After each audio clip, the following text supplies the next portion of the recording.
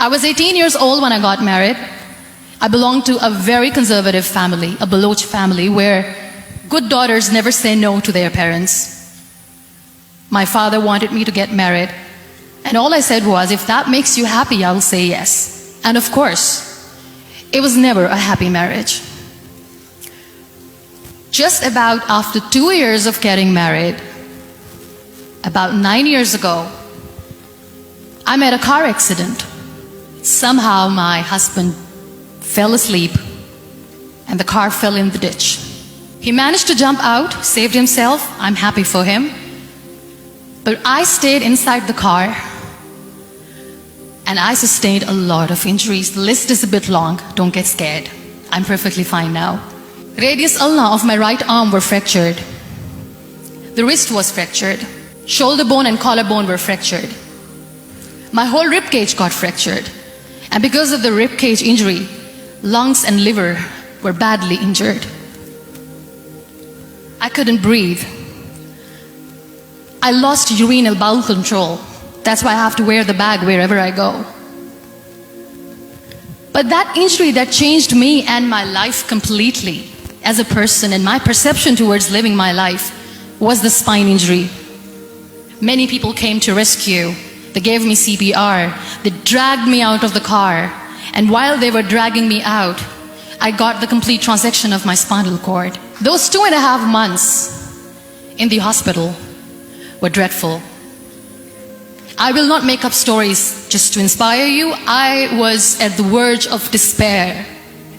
One day, doctor came to me and he said, well, I heard that you wanted to be an artist, but you ended up being a housewife. I have a bad news for you. You won't be able to paint again because your wrist and your arm are so deformed, you won't be able to hold a pen again. And I stayed quiet. Next day, doctor came to me and said, your spine injury is so bad, you won't be able to walk again. I took a deep breath and I said, it's all right. The next day, doctor came to me and said, because of your spine injury and the fixation that you have in your back, you won't be able to give birth to a child again. That day, I was devastated. I still remember, I asked my mother, why me? And that is where I started to question my existence, that why am I even alive? My mother said to me, this too shall pass. God has a greater plan for you. I don't know what it is, but He surely has. And in all that distress and grief, somehow or the other, those words were so magical that they kept me going. I was trying to put that smile on my face all the time, was hiding. It was so hard to hide the pain, which was there. But all I knew was that if I will give up, my mother and my brothers will give up too. I cannot see them crying with me. So what kept me going was, one day I asked my brothers, I know I have a deformed hand, but I'm tired of looking at these white walls in the hospital and wearing these white scrubs. I'm getting tired of this. I want to add more colors to my life. I want to do something. Bring me some colors, bring me some small canvas. I want to paint. So the very first painting I made was on my deathbed, where I painted for the very first time. It was not just an art piece or just my passion. It was my therapy. What an amazing therapy it was. Without uttering a single word, I could paint my heart out. I could share my story. People used to come and say, what lovely painting. So much color. Nobody could see the grief in it. Only I could. And that day I decided that I'm going to live life for myself. I am not going to be that perfect person for someone. I am just going to take this moment and I will make it perfect for myself. And you know how it all began? That day I decided that I'm going to fight my fears. We all have fears. Fear of unknown, fear of known, fear of losing people, fear of losing health, money. We want to excel in career, we want to become famous, we want to get money. We are scared all the time. So I wrote down one by one all those fears, and I decided that I'm going to overcome these fears one at a time. You know what was my biggest fear? Divorce. I couldn't stand this word. I was trying to cling on to this person who didn't want me anymore, but I said no. I have to make it work. But the day I decided that this is nothing but my fear, I liberated myself by setting him free. And I made myself emotionally so strong that the day I got the news that he's getting married, I sent him a text that I'm so happy for you and I wish you all the best. And he knows that I pray for him today.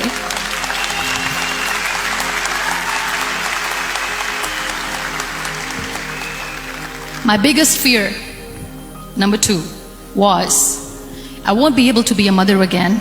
And that was quite devastating for me. But then I realized there are so many children in the world, all they want is acceptance. So there is no point of crying, just go and adopt one. And that's what I did.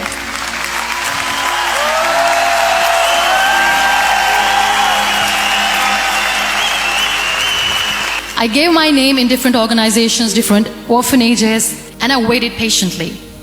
2 years later, I got this call from a very small city in Pakistan. I got a call and they said, "Are you Muniba Mazari?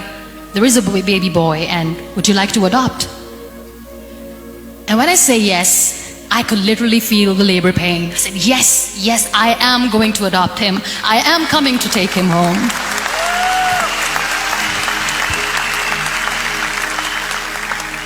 And that day, I was 2 days old, and today he's 6. You know, when you end up being on the wheelchair, what's the most painful thing? That's another fear that people on the wheelchair or the people who are differently abled have in their hearts, but they never share. I'll share that with you. The lack of acceptance. People think that they will not be accepted by the people because we, in the world of perfect people, are imperfects. So I decided that instead of starting an NGO for disability awareness, which I know will not help anyone, I started to appear more in public. I started to paint. I always wanted to. I have done a lot of exhibitions. I'm Pakistan's first wheelchair-bound artist. I have done a lot of modeling campaigns, different campaigns for brands like Toni and Guy. I decided that I'm going to join the national TV of Pakistan as an anchor person. I became the National Goodwill Ambassador for UN Women Pakistan, and now I speak for the rights of women, children. We talk about inclusion, diversity, gender equality, which is a must. I was featured in BBC 100 Women for 2015. I'm one of the Forbes 30 Under 30 for 2016. We have this amazing fantasy about life. This is how things should work. This is my plan. It should go as per my plan. If that doesn't happen, we give up. So my dear friends, let me tell you one thing. I never wanted to be on the wheelchair. Never thought of being on the wheelchair.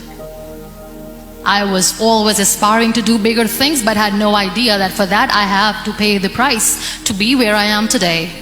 It's a very heavy price. This life is a test and a trial, and tests or trials are never supposed to be easy. So when you're expecting ease from life, and life gives you lemons, then you make the lemonade, and then do not blame life for that, because you were expecting ease from a trial. Trials make you a stronger, better person. Life is a trial. And with time you realize that. It is okay to be scared. It is okay to cry. Everything is okay, but giving up should not be an option. They always say that failure is not an option. Failure should be an option, because when you fail, you get up, and then you fail, and then you get up, and that keeps you going. Embrace each and every breath that you are taking. Celebrate your life. Live it. Don't die before your death. Real happiness lies in gratitude. So be grateful, be alive, and live every moment.